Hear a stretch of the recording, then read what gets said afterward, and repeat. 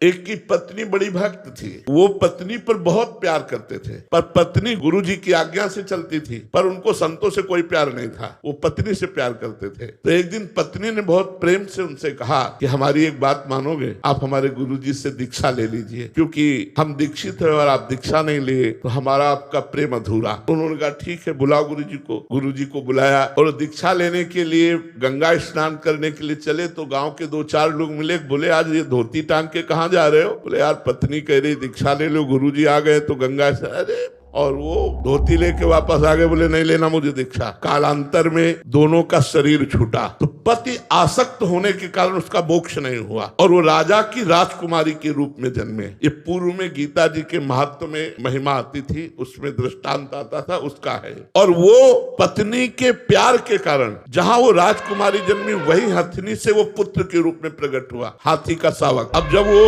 नव युवक अवस्था में हाथी आया और श्रृंगार करके राज सवारी निकली और राजकुमारी सिंहासन पर आरूढ़, तो जे भी उसने देखा तो पूरी स्मृति जागृत हो गई कि ये तो मेरी पत्नी थी। अब ये राजकुमारी और मैं हाथी हूँ, कैसे मिलन हो सकता है? वो चुपचाप सहता रहा, क्योंकि कुछ अपनी बात व्यक्त नहीं कर सकता, हाथी रूप में है। अब राजा ने अपनी राजकुमारी का स्वयंवर रचा। जे ही स्वयंवर की घोषणा हुई तो उसने खाना पीना सब छोड़ दिया। वो बहुत ही सुशोभित हाथी के रूप में था।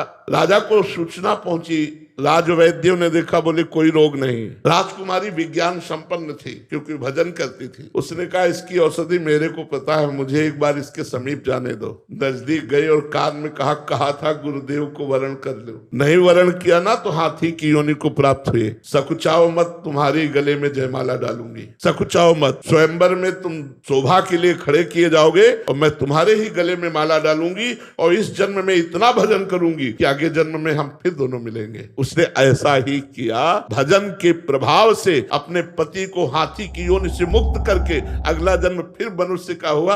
ये तप और भजन से भगवान के वरदान से संभव है, ना कि अपने प्रारब्ध से।